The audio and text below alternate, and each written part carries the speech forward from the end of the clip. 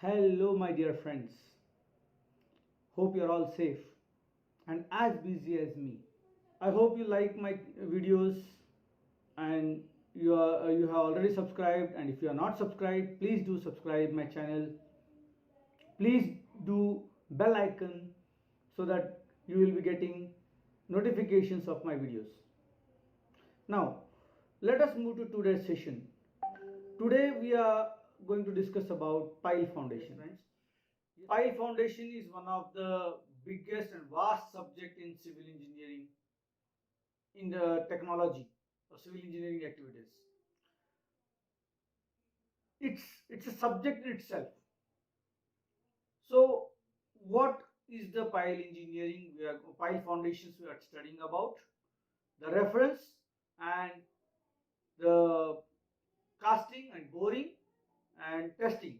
These are all we will look into it in a session. This pile foundation, as it's much bigger in a subject, I will be dividing into two parts.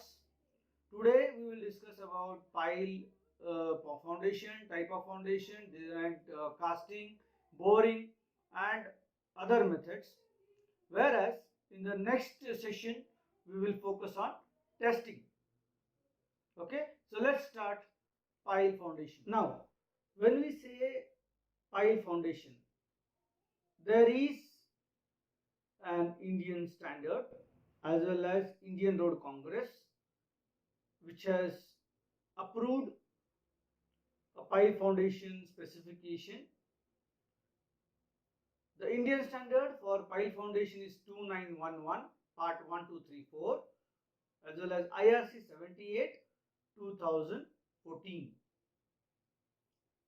IRC 78 has been recommended by MORTH, that is Ministry of Road Transport and Highways as well. Now, let us move back. What are the type of pile foundations? And before moving to types, let us understand what do you mean by pile and what do you mean by pile foundation.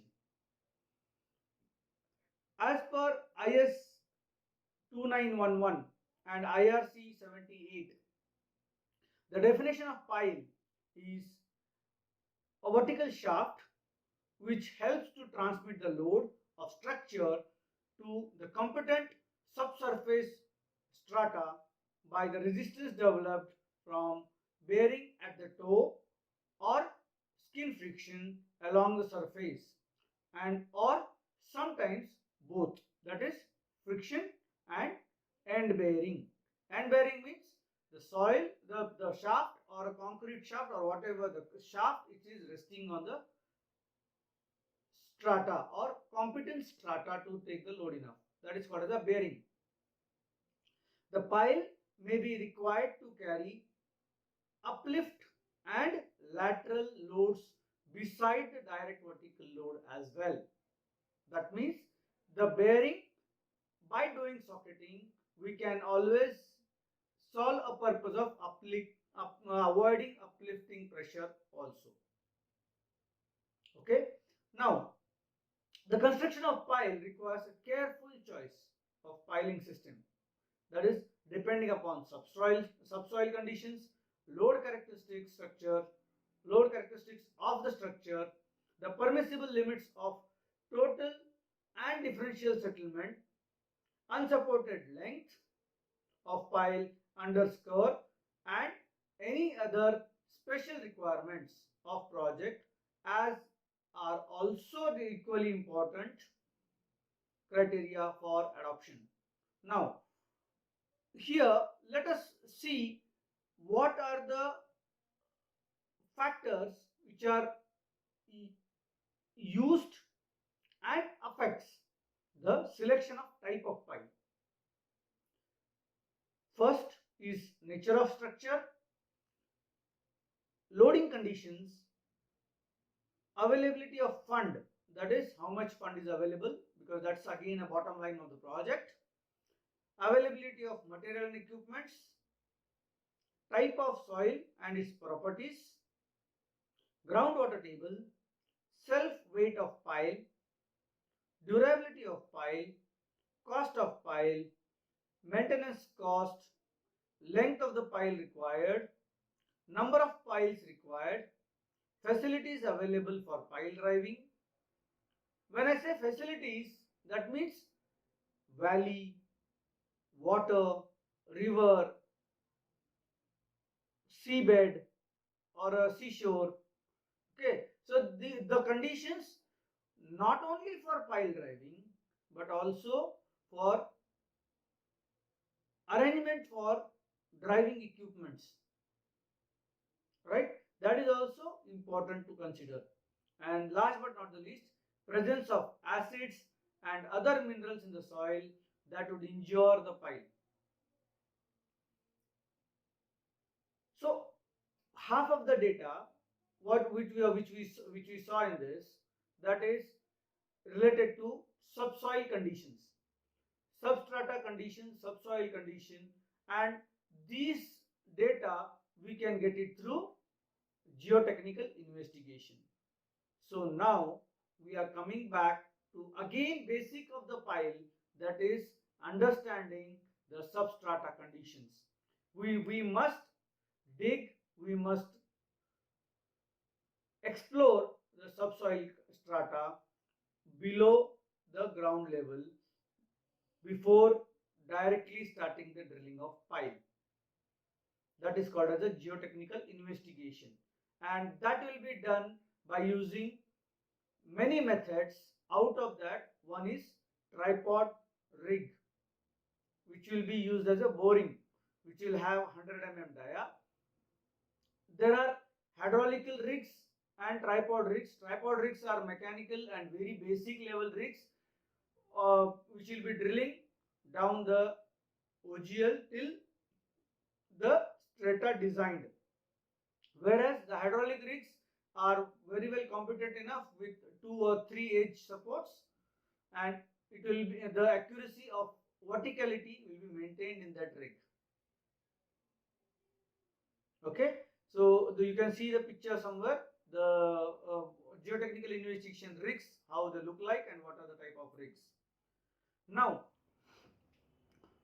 to start the pile, we need certain information which will be explored by using geotechnical investigation. Now, what are the investigation reports should contain? Depth of the water table and substrata details, backup calculation about safe capacity of pile or ultimate load capacity of pile,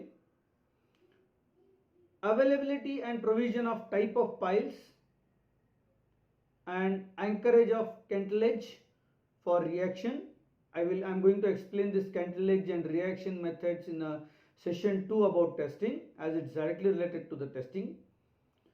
And permissible load considered in design and any other information.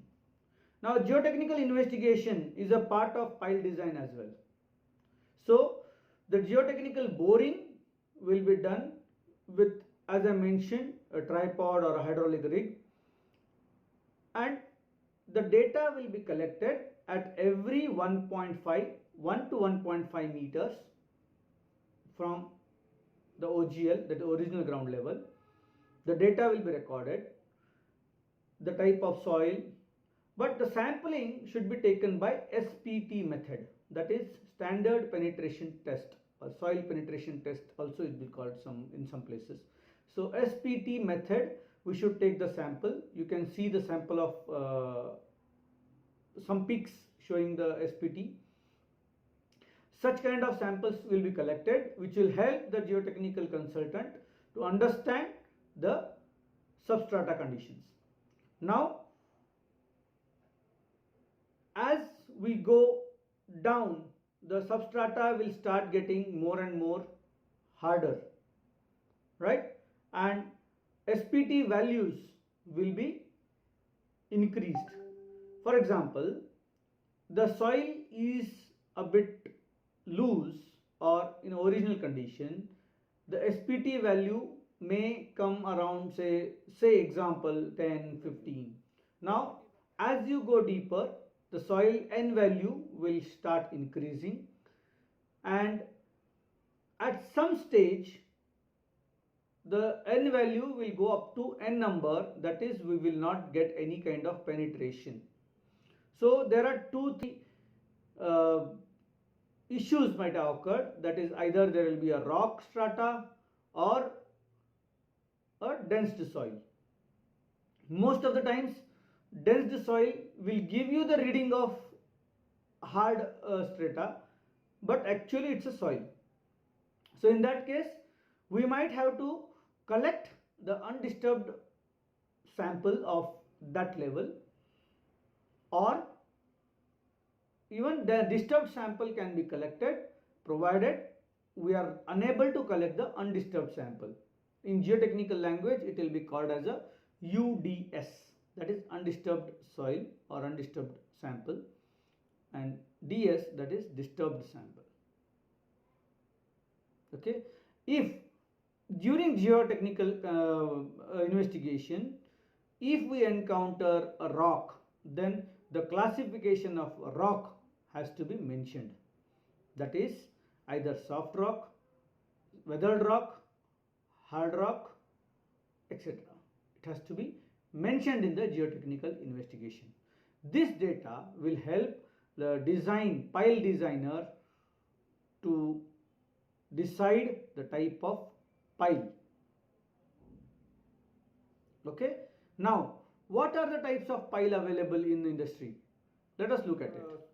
Type of piles available in the industry are: classification will be based on functional, that is bearing piles, in other words end bearing piles; friction piles, in other words skin friction piles; sheet piles, tension piles, anchor piles, batter piles, fender piles, and compaction piles. Whereas the piles can be divided based on materials as well, that is timber piles, concrete piles, composite piles, which will be composition of metal or steel with concrete inside; steel pile, which is oftenly called as a sheet pile; then sand piles.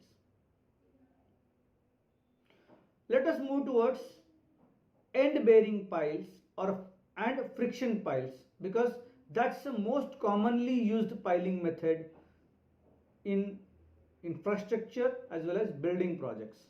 So today's session, let us understand about bearing piles, or in other words end bearing piles, and friction piles, in other words skin friction piles. Friends, as I mentioned, we need exact data for subsoil strata and pile capacity, lateral capacity, uplift capacity, negative friction values. These are all data to calculate and design the pile.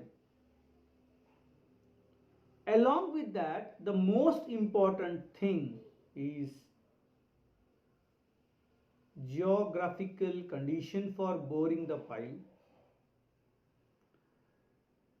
How many piles we are planning in a group for a foundation? What is the spacing of pile within the group, as well as the tentative depth of the pile for particular area. To understand this, especially tentative depth, we need accurate or nearest to the accurate data through geotechnical investigation, and which can be possible only through accurate rigs, that is hydraulic rigs, and then which looks hydraulic rig photo I will be putting here again. So these rigs will give you accurate data, one thing. Second thing, they will give you substrata conditions very easily, and the SPT depth can be tested easily compared to the very basic tripod rigs. In addition to that, we need to we need to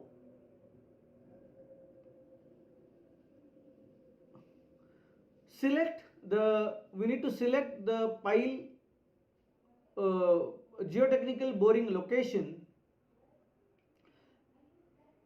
per pile group rather than random random boreholes. We need to select the bore location, geotechnical bore location per pile group.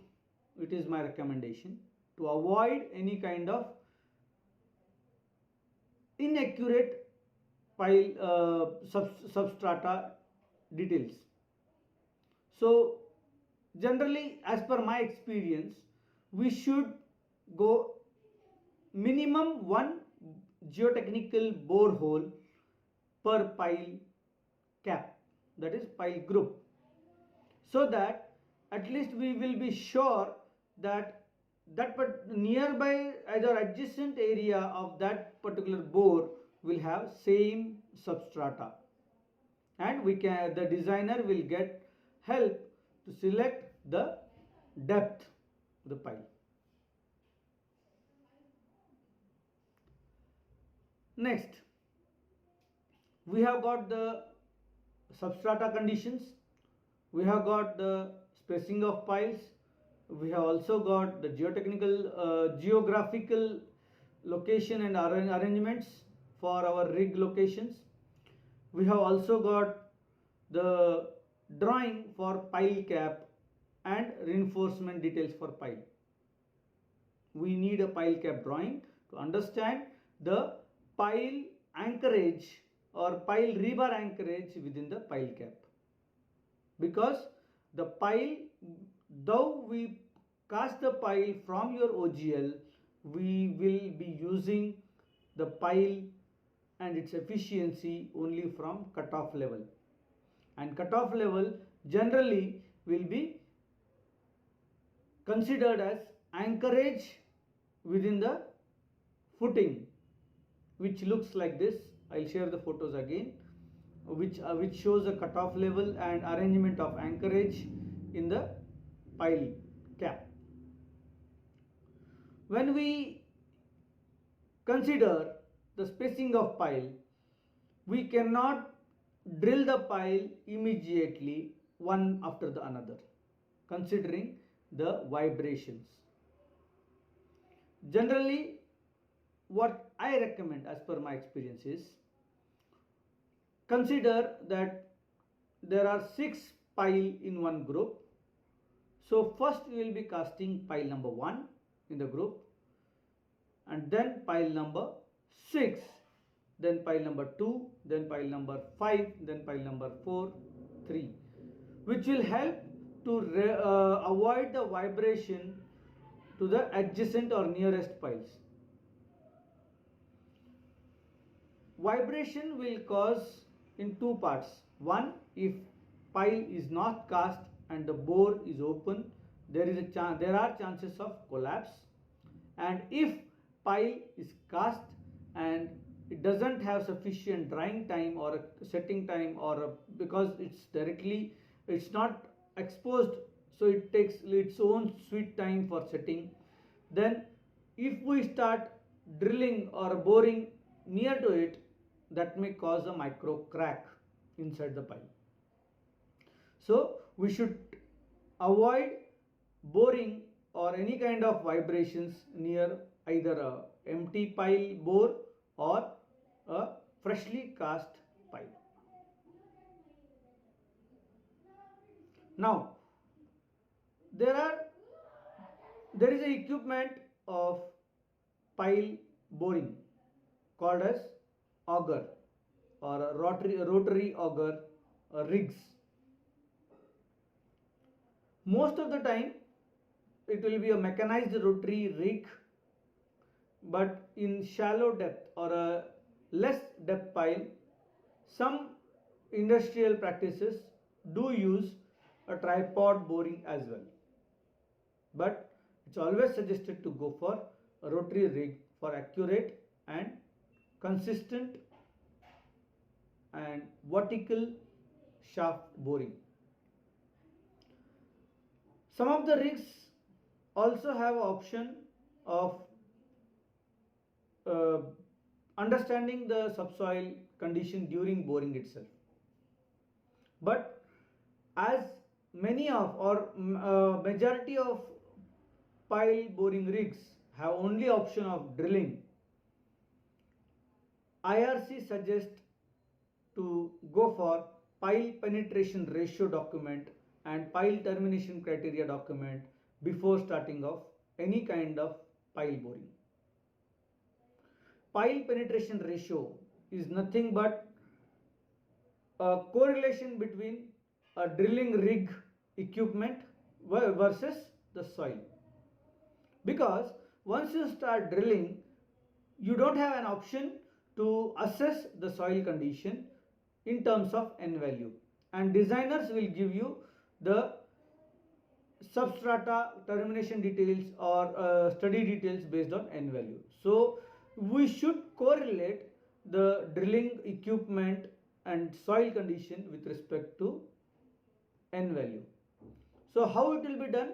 So your equipment or a mechanized rig will have a torque as well as RPM of drilling, and that calculation you have to put with respect to the drilling speed or depth. That means rotations versus force will create the depth in centimeters per hour speed, and that will give you a N value. That calculation is given in pile penetration ratio, right? Then there is another option in IRC 78, pile termination criteria. Pile termination criteria is nothing but there are two type of termination criteria. One is if you are designing a pile to terminate inside the rock or end bearing or socketing inside the rock, or if you don't encounter any rock, in that case you will be terminating this pile without the rock or without the end bearing, only depend on friction. So the calculation you can see on screen. I'll post it on the screen. Both the criteria are very well mentioned with the formulae in the IRC 78. My friends, majority of the projects in my life I have seen without PTC and PPR, that is pile penetration ratio and pile termination criteria. Just contractors just follow the drilling based on the drawing, and many times I have encountered the issues like the geotechnical investigation bore log says that there is a rock or there is a rock strata at whatever depth, and when we start drilling a pile we didn't even encounter any rock, and it happens within just 10 meters of distance from bore log. So you cannot identify or you cannot predict the strata at such a depth. So it's always suggested to go for PPR and PTC before starting of pile boring. And obviously when any document you prepare, get an approval from client and designer. We understood the piling method. Now what are the elements in one board cast in situ pile? Same as concrete, reinforcement and cover block.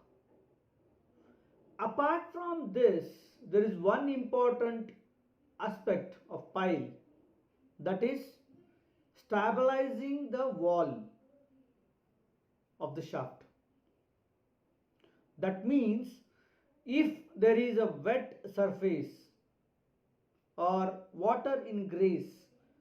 In that case, first thing is we need to test that water whether it has any alkali content or any sort of chemicals or a salt. If everything is okay, it doesn't contain such kind of harmful substances or chemicals, you can only circulate, just drain off and pour the concrete in pile shaft. But in case of this, you might have to go for casing. Let us not go with the casing part now. Let us understand that we have a friendly climate, very friendly considerations, that water is okay, we are going to cast it, but still there is a threat of collapsing due to water ingress, collapsing of soil. So there are two methods, that is, one is bentonite, which dry mud circulation, okay, because bentonite will make a jelly and it will hold the wall surrounding the shaft. Second is polymers. And nowadays there are many polymers are there readily available in the industry, which are used and which are considered as stronger than bentonite, and which will also help in building the friction in the pipe. Now these polymers, definitely they are in the powder form. Once it is procured, it has to be diluted and it should be mixed with water at manufacturer recommendation, and then before using as a circulation inside the pile bore, you must check its flow and pH content as shown in the picture. And then once you see that everything is in control, you can go ahead with polymer circulation or bentonite circulation, which will help you to hold and stabilize the wall until your pour is complete. Next is cage, reinforcement cage and cover block. As this cage is a circular in shape, like a column, circular column, it will have a spherical binding wires, spherical stirrups to hold the main bar. And since it is a spherical in nature, the cover block has to be in a circular shape, like a ring, which will be inserted as the drawing shown. The selection of cover block must be decided based on the design criteria, because the size of cover block will depend on designer recommendation. So you have cage ready. Now the main question will arise in your mind is, how do we cage? So do you want to say, Naveen, do you want to say that bore will be done and cage will be prepared based on the depth after boring? So that means we are keeping bore for longer time open. So the best way, suggestion here is, for the pile which are more than 12 meter in depth, the standard cage of 12 meter will be prepared and kept ready, and the extra part which is more than 12 meter, which will be done and lapped, or which will be prepared and lapped with the standard length of cage, and then the hole will be inserted, and then the boring can be started. For that, the chain block will be used to check the depth before boring. The depth of the bore has to be checked to understand one part, that is whether we have reached the proper depth or desired depth. Second thing, are we exactly following the cutoff level or not? Because ultimately our aim is to put the cutoff level as an anchor with the footing. That is one part. Second part, Once you ensure the cutoff level is reached and you are lowered the pile, will you pour the concrete from such a height? It's not suggested, right? So we will use a trimming pipe of 1.5 meter or 2 meter in length pieces, which will be coupled with each other till the height, and there will be a hopper on the top, non-returnable hopper. The concrete will start pouring with keeping a free fall of 300 mm at the depth. The moment it starts uplifting, to avoid uplifting, we must arrange hooks anchored in the soil as well. Once you bore for 1 meter, you can lift the trimmy up and remove the topmost trimmy part and again put the hopper on the top. Like that you can go on removing the top trimmies till you fill the bore, and once bore is filled, obviously pile, the concrete will overflow, that completes your operation. Obviously, to maintain the top surface, to avoid the top from collapsing, the casing will be used for top area, which will be removed after concrete completion. You can see the photos, step by step photos I will be putting here. This is the entire operation, and obviously the pile will be chipped off to the cutoff level once it completes its 28 days tenure. This is a cycle or a procedure of casting a pile from selection or design concept till completion. In next part we will understand about pile testing and what are the codes and references available for pile testing, how the testing will be done, what are the methods of testing, loading and all, and then what are the acceptance criteria, what are the rejections, what are the limitations and loopholes in the design standards as well. So thank you for watching my video till now. Keep subscribing and please do press like button and bell icon for further notifications. So I hope I could transmit some knowledge to you about pile. If any doubts, please do mention below in comment box. I will try to reply to that. Meet you soon. Be safe and keep learning. Thank you. Bye.